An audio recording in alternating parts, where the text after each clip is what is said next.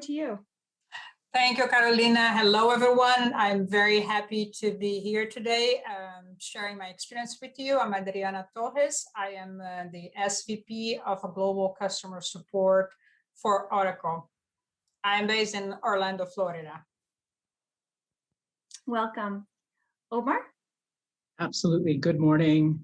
Thank you, Carolina. So excited to be here. Thank you for the opportunity to join all of you on this panel this morning. My name is Omar Duque. I'm the president of HITEC.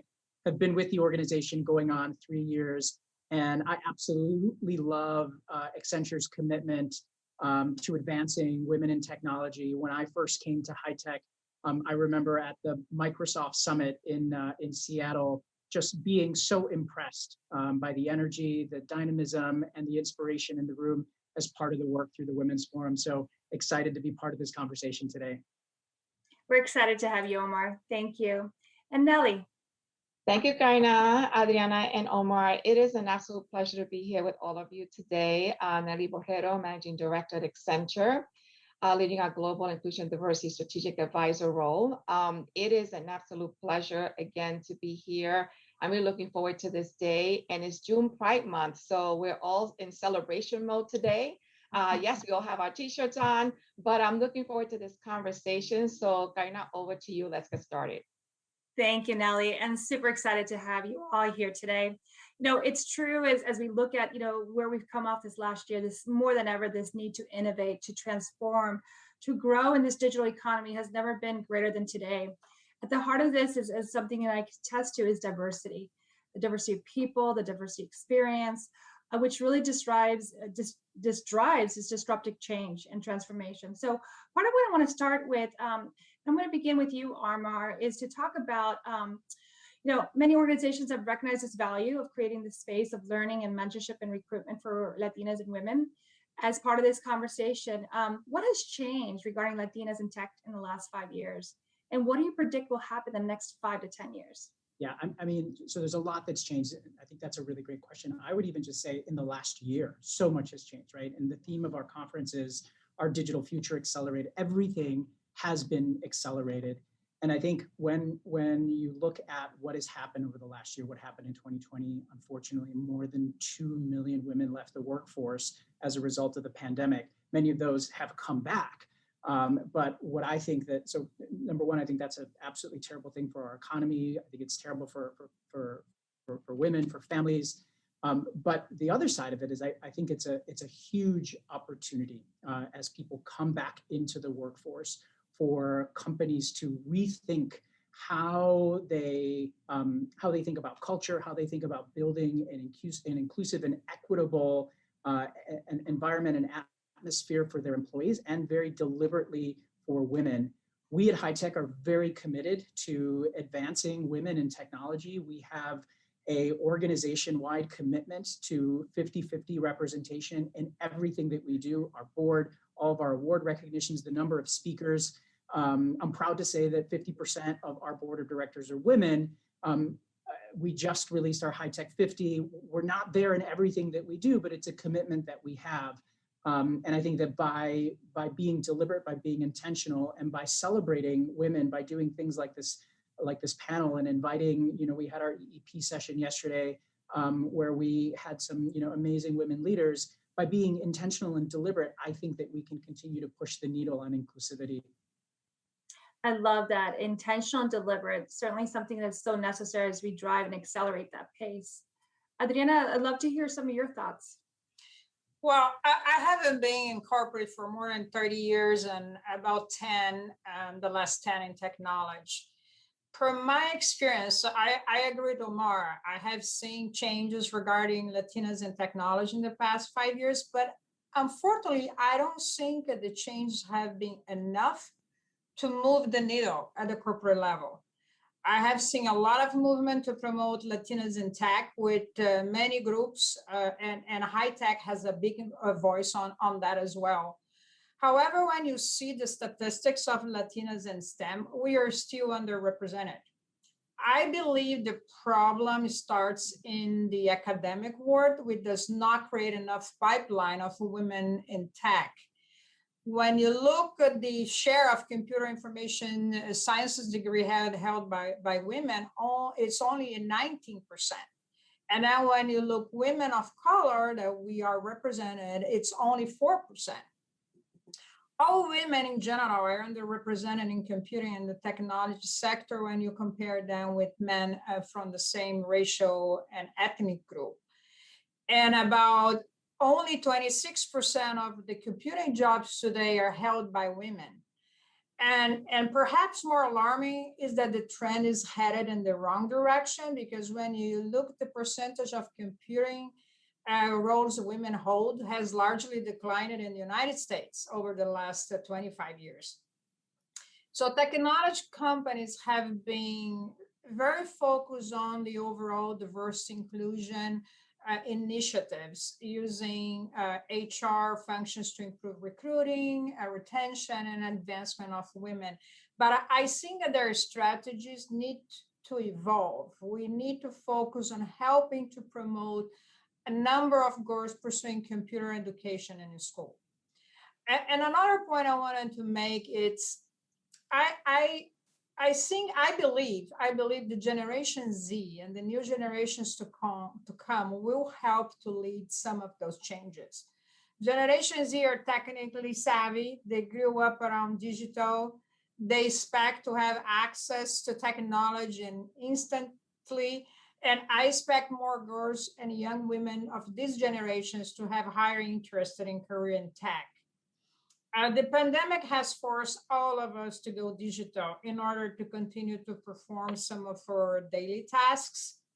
That may have helped to create awareness of how important is technology to our daily life and create more interest in the area for the young women and the girls out there. I love how you're highlighting the generational differences that exist, especially that digital is everywhere, and the need for even the next generation to be part of solving the issue of not having that representation of women, especially women Latinas. So I appreciate that, Adriana. Thank you so much. As part of, like, if we can unpack that a little bit, as we think about some of the challenge of that Latinas remain underrepresented in IT roles. I'd love to get some of the insights, Omar and Nelly, as what can we do and what are we doing to address some of these gaps of women in tech? I'll start with you, Omar. Sure. I think to Adriana's point, right? Like, this starts very early. Our focus is with our corporate partners. And helping them really build a more inclusive environment, right? And when you look at what is most important for women, as part of our cultural intel report that we did last year, that looked at what are some of the drivers and the barriers for women in technology roles, we've seen a shift. We've seen a shift from pre-COVID to mid-COVID to where we are right now, re-emerging into the workforce, where in the past there was a sense about the actual job and finding fulfillment in the job. There has been a shift to women and just people in general wanting to work for companies who were progressive, who had the right type of inclusive environment where they felt that they could be their true, authentic self. Unfortunately, one of the things that we saw in this process, and I think that it's beginning to change, is individuals and women in particular, where in the past they were looking for opportunities for advancement, that we saw a dip a little in that. And I think that that's a big concern, and that's something that we all need to be looking at, because we as a community, as an organization, need to ensure that we keep climbing that corporate ladder, or that corporate jungle gym, as I've heard it referred to, because we need that advancement. We know how important it is to have women and diverse leaders in decision-making roles so that we can pull up that next generation. We are committed to working with our partners to do that. The Women's Forum is part of our work there.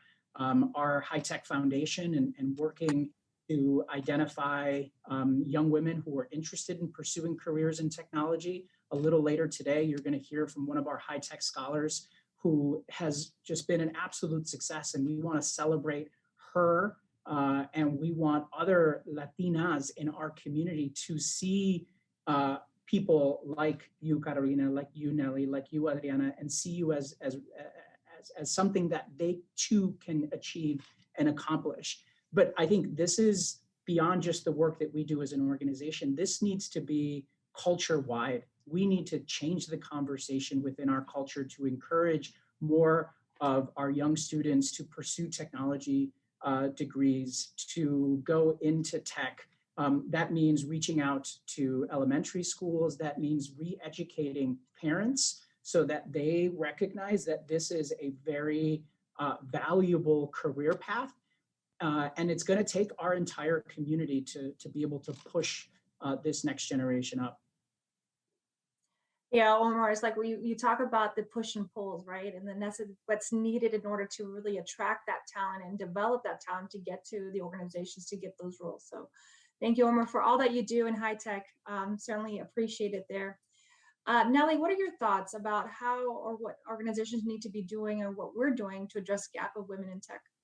Yeah, so I appreciate everything that Yana and Omar have shared, right? From very young to educating parents to being intentional and deliberate. I think all those things are a must. I would like to focus this portion of my response of what do we do once the women in technology enter the workforce specifically.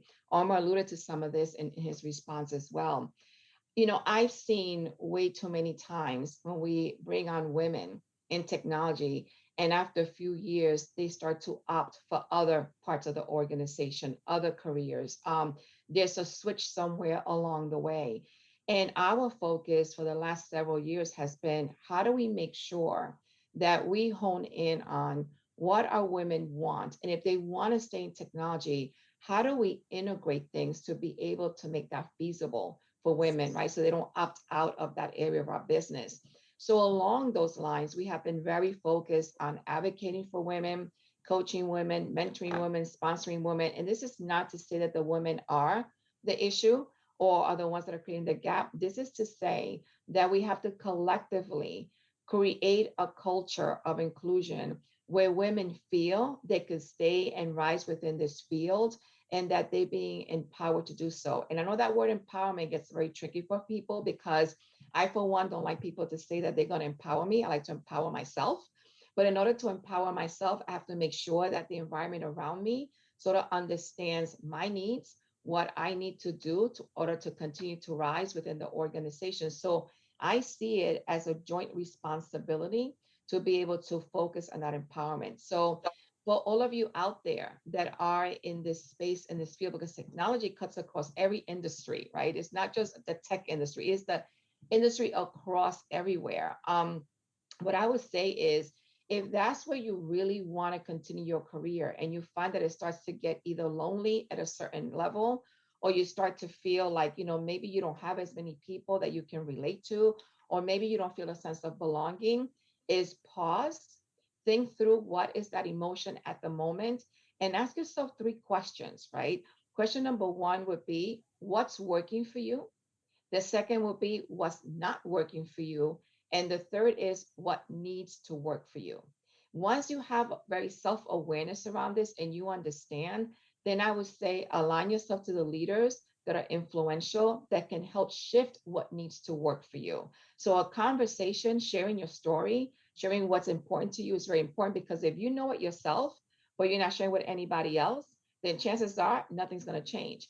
And for those employers that have joined us today, as you think about this goal to retain women in technology once you've hired them, is what do you do as an employer to make sure you have a pulse on your women in technology and understand how things are evolving for them personally and professionally, and how you can advocate to continue to sponsor them to grow. So that would be my focus, Carolina, is I really think it's a collective community solving for how we retain women in this field once we've had the privilege to hire them. I love that notion of collective community, right? Coming together, as well as the individual responsibility of self-awareness and creating the advocacy to drive change within and those three questions, Nellie, I was jotting them down. I love them. You know, it's the clarity that one needs in order to really understand what is it that they need. So I appreciate that. So part of the other things that we often get questions around, you know, when we think about successful leaders, many successful leaders have like leadership characteristics like grit, resilience, and personal power. And personal power is something that I think that is so necessary for us as Latinos to be having a conversation because it lies within each of us. So you all as successful leaders, I'd like to invite you to describe a moment where you first recognized your power. I'd like to begin with you, Adriana. Thank you, Carolina. I think I would like to talk a little bit about that. It was a very important moment for me that shift, you know, is how I recognized my importance as a leader. You know, my responsibility as a leader more than the aspect of the power. This is something happened to me 15 years ago when I took my first role in the global role at a company I was working for at that time. And I was traveling around the globe. I was in Taiwan for a meeting. And someone comes to me during a meeting in the meeting room and asks if I was willing to participate in this award ceremony they were having at the site to recognize top performers and give some out some awards. And of course I said yes. I come to the event, they introduce me to the employees, I give a quick speech. Of course, everything is being translated in local language. And then the ceremony started. So they call the person names, give the award, we take picture and so on. So one of the awardees is this very young woman. She looked like she was 15, petite, very shy. She comes to the stage to receive the award. She's very nervous. Give her the award, we take the picture. And then suddenly she grabs me at my waist like a hug. And she doesn't get away. She stayed there for about 10 minutes. And I look into what's going on and people were laughing. And then I was feeling like a celebrity, you know. Then I realized how important was this moment for her. I was a global leader, a female leader coming to all the way from the US to give the award. So that meant the award to her and to the team. And probably something she'll never forget. I did not forget, because in that specific moment, I realized how important was my role as a leader. And, you know, I had an obligation to help others, especially young females. And I had that responsibility to make a difference. So they taught me that I take much more my leader role as much more seriously and try to lead by example and try to be engaged in initiatives as HITEC. I'm very proud and fortunate to be able to be in the HITEC board and really concrete to take actions and help others that are coming along. I love that story, Adriana, because oftentimes we don't realize or recognize how others are viewing us, right? In this case, this individual who, you know, coming across overseas here to embrace you in that way. So thank you for sharing, and especially the notion about the responsibility to lead from the front. So thank you. Omar, what about you? I'd love to hear your perspective on when did you first recognize your power? Yeah, so I appreciate, and Adriana, what a great story. You know, I've thought about this question, and for me, it really comes down not to when, but to where.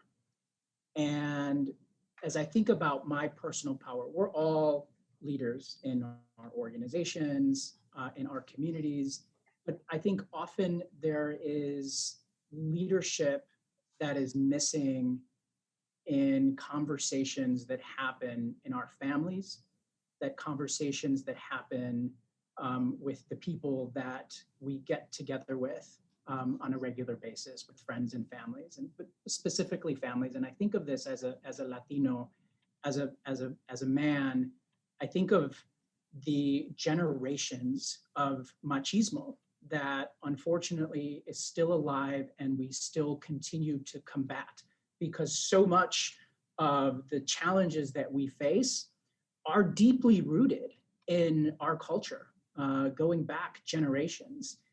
And for me, finding that power at a family party, at a family gathering where, maybe the men are out, on the deck or in the basement, and checking others about how they talk about women, about how they, might refer to people who might be gay, and letting them know that that's not acceptable. Letting them know, it's one thing, like when you're checking your older uncle or a grandparent and saying, this is not acceptable, we need to change. And I'll tell you, people afterwards, family members coming up to me and saying, you know what, thank you for speaking up. Thank you for saying that.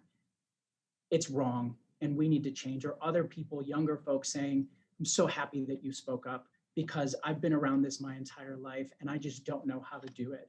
And communicating that you have the power within your family to make that break, because that's what it's going to take. And everybody can do that. Everybody has that power. We just need to have the courage to use it. I love that. It sounds so scary. I can only imagine talking to my abuela and telling her something like that. But it is the courage and the necessary conversation that we must have, Omar. So thank you for sharing that story. Nelly, what about you? Wow, so these are two amazing stories to follow, right? Adriana with recognizing what she represents to others, right? And the empowerment that comes with that. And Omar showing up as a courageous ally, right? Not just being a bystander. That's quite powerful. So thank you.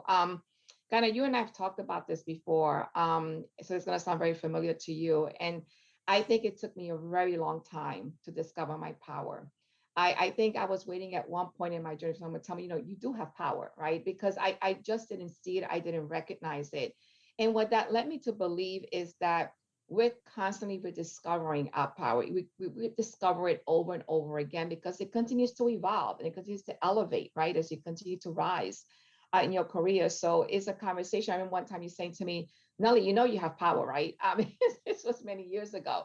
But I would tell you, for me, there have been many moments, but the one moment that I finally understood it, and I understood the power of the power, is when I was in another country. I was in South Africa. I know you were there with me.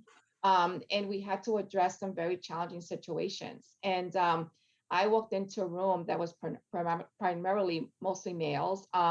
And I'm a Latina American coming into this country to sort of share what I believe needs to be reshaped and be focused on. And I remember walking in and feeling a sense of, I'm not sure how effective I'm going to be here. And that inner voice got very heavy in a very negative way. And I had to sort of take the time to sort of influence that inner voice to switch very quickly. And I understood the power when I challenged a leader, and everybody at that moment just paused and one by one started agreeing with the change that I was recommending. And at that moment, I knew, okay, so you're representing a level within the organization that people are respecting and recognizing and embracing. But more importantly, you're showing up with good intentions for the benefit of the organization and the country itself.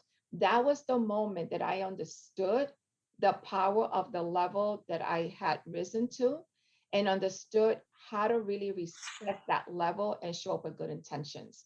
And the reason why I say that is because I think too many times people get to a point in their career where they've reached that power. They either A, don't recognize they have it, as it took me several years, or B, they don't leverage it with good intentions.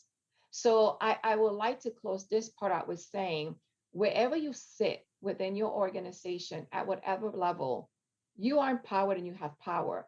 Always ask yourself, what intention are you leveraging with that power? And if you need to tweak it here and there, please do so, because it is part of your legacy to show up as a very well-rounded leader. Wow, Nellie, that is such a powerful question. And I love the notion of understanding the power of the power and really tapping into that too for the goodness of, of developing. In this case, we're talking about women in tech. So thank you for all your stories. What we've talked about so far, some of it has been generational, other things we've talked about responsibility. And there's a lot of best practices centered around leadership, accountability, and responsibility. So the question that I want to ask you specifically, Omar and Nellie, is around what responsibility do you feel you have to further evolve our Latinx community and the next generation of Latinx leaders at work and within our communities? Can you tell me a little bit about that? And I'll begin with you, Omar. Yeah, I mean, this is at the crux and at the center of everything that we do at HITEC, right? And this is why we exist as an organization. If we as a community do not rise up, and I mean we, everybody, not just our organization, not just the HITEC community, we can make or break the economic future of our country. And I believe that we will make it. And I believe that America will be this beacon of hope and optimism and success for generations to come because of the Latino community's ability to drive that change over the next 50 to 100 years. I incredibly believe that. I think we all have a responsibility and we all have a role to play. HITEC obviously is very focused in technology. We know that as Latinos, we are early adapters, that we over-index in the consumption of digital media, of digital products. But now we have an opportunity to turn that around, to not just be consumers, but to be makers. And if you think about what that means for the future of our country, right? We always talk about and we celebrate the fact that the Latino purchasing power in the United States is $1.7, $1.8 trillion, larger than some of the largest economies in the globe. And that's amazing, and we need to celebrate that. But if you drill down a little deeper, you notice that that's only about 10% of the country's spending compared to the 18+% that we make up as a community. Dig even deeper, and you notice that Hispanic families have an annual household income of somewhere between $56,000 and $58,000 a year, lower than non-Hispanic whites, lower than Asians, and lower than the median. We have an opportunity gap here. Think also that, give or take 100,000, there are about 1 million unfilled technology roles in the US today. That the average technology role in the United States makes about $145,000 a year. Think of the impact that we can make in that gap if we as a community could drive more Latinos and Latinas into careers in technology, right? And we as technology leaders have the opportunity to bring those people in the door, to help them develop as a leader, to help them become managers and directors and vice presidents, to become CIOs, CEOs, and to become board directors. And it's going to take a concerted effort. It's going to take collaboration from different organizations. It's going to take a lot of true investment, not just from the Latino community, but from the country as a whole. But I'm optimistic that we can make this happen. I love that. And one point that I would say, Omar, is not only about you mentioned, which is the bringing in the door, but it's what are we doing as far as actions to retain, to develop, to advance. It's such a necessary piece of it. So thank you for sharing there. Nellie, what are some of your thoughts here? Yeah, I echo everything that Omar said. I love when Omar shares all these facts and stats because it's a reminder to all of us. Again, going back to the power that we have. So thank you for doing that, Omar. I would say, your question is, what responsibility do we feel? I would say, I hope all of us on this session today feel that sense of responsibility, right? Because I think we all collectively, going back to that collective community, can really start to impact in many, many ways, no matter where we sit within the organization. I personally, every opportunity I get, I try to see how can I have an impact? How can I add value in closing this gap and solving for our community through organizations? And I am a huge fan of HITEC, as Omar knows and Adriana knows, as a fellow board member. I believe in its power so much. So I would say to all of you here, let's collectively see what are the 1, 2, or 3 things we can incorporate into our routines that will really help impact how we solve for this gap that we have. We have an incredible community. We have a community of innovators. They're creators. I mean, you name it and we have it, right? Are we given the opportunities? And I was in a conversation yesterday and this line came up where someone said, I've worked really hard, to achieve what I've achieved. And I really gotten there through all the sacrifices and all the things that I've done. And just, it was a roll call of everything this person has been through to get there. But in the essence of that message, the message was, why isn't everybody else doing the same? And in that message, I literally paused and I said, because everyone's journey shows up with different opportunities.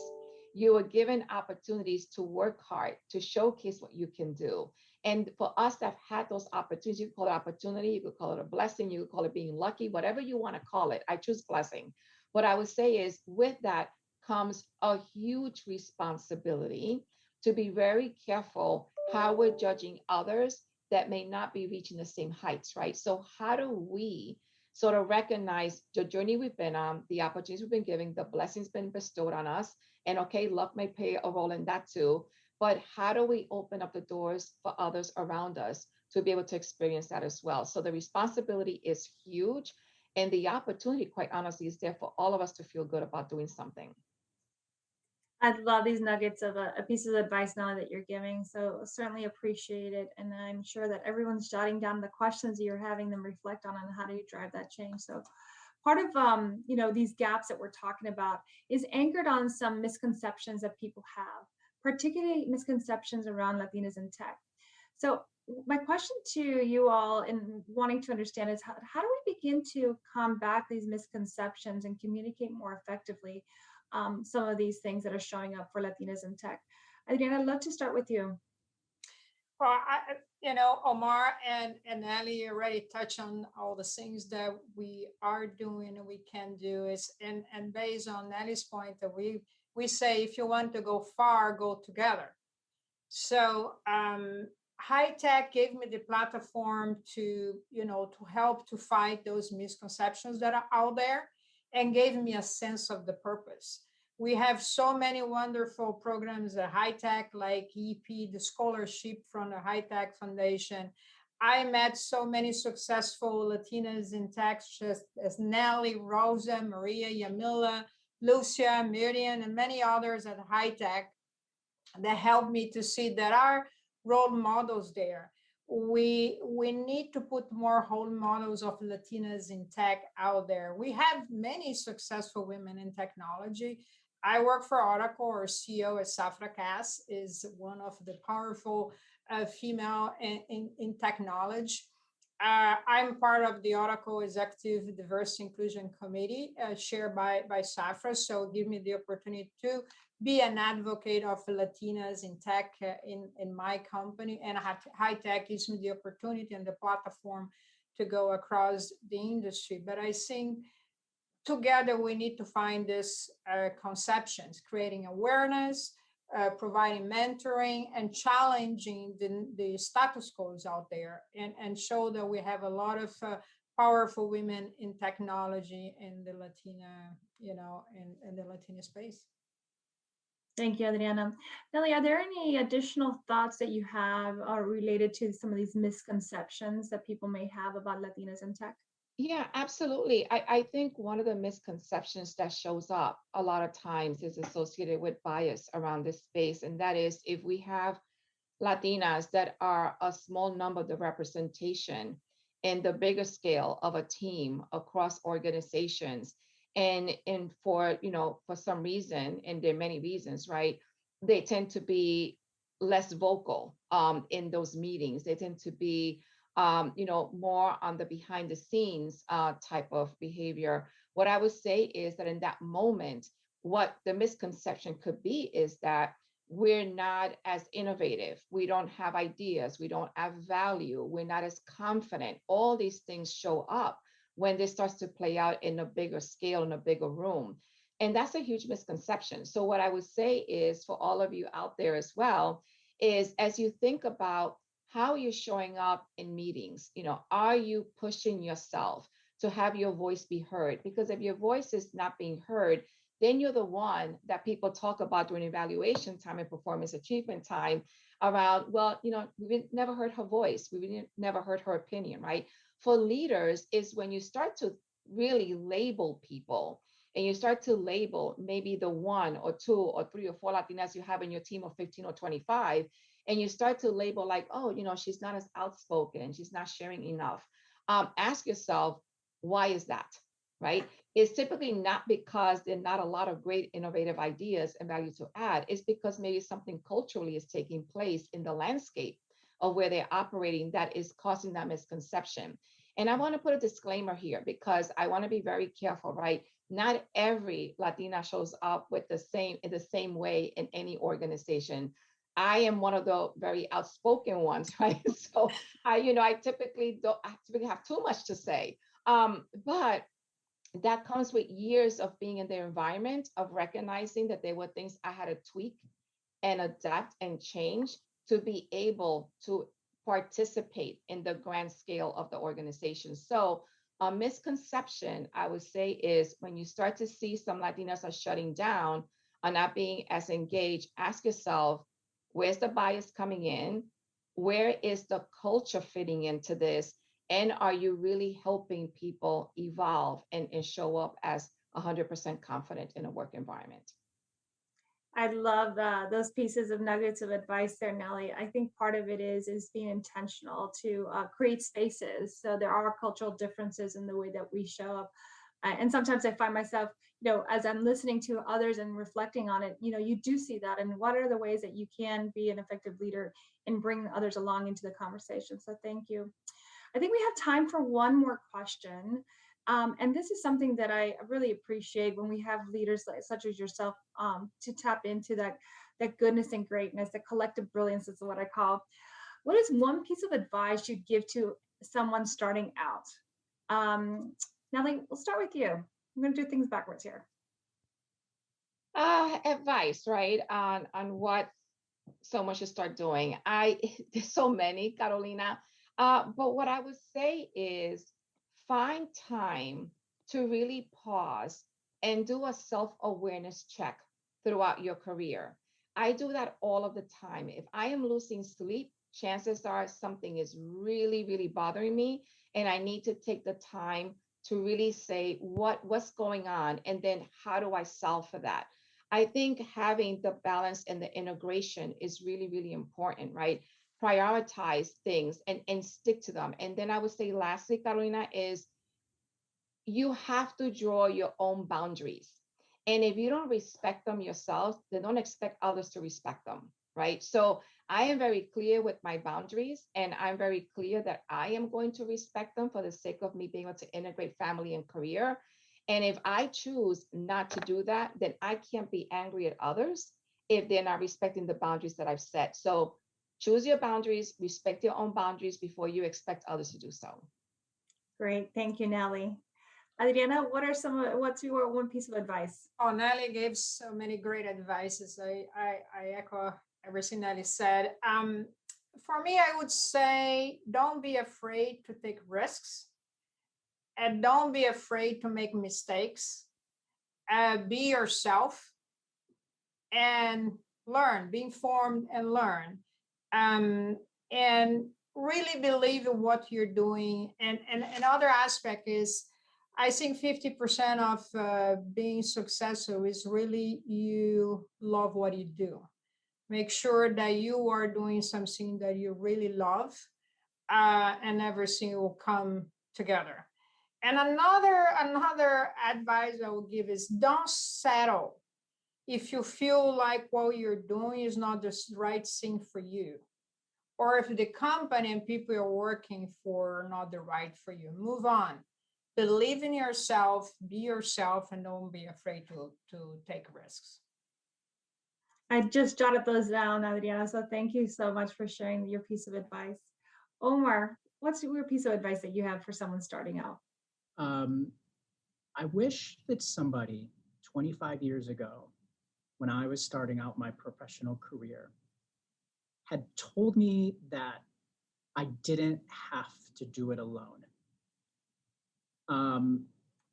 Like I think many of the people on this call and in our community, am very much a type A personality, right? Like my initial instinct is, I know how to do this. I got this. I will do it. And that, I'll tell you, wasn't necessarily the best approach for my career, and certainly not early on. Early on, I thought it was me against everybody else.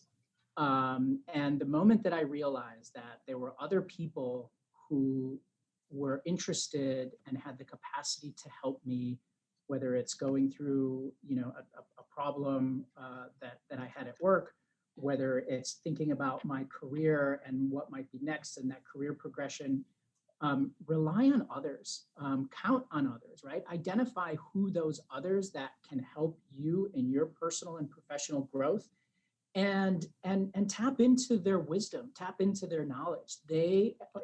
Other people can be an incredible help for you, whether they're mentors, whether they're coaches, they're advocates, they're sponsors. People I believe genuinely want to see you succeed.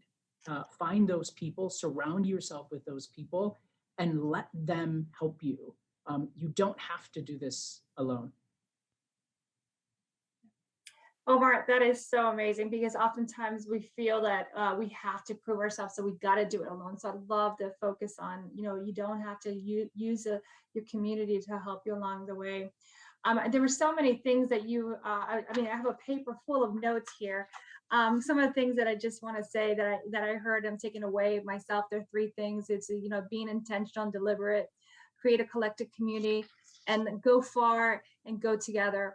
All the things that I'm walking away from this conversation. We're coming to the end, but it's not the end of the conversation. I invite each and every one of you to feel free to connect with any of these leaders on LinkedIn.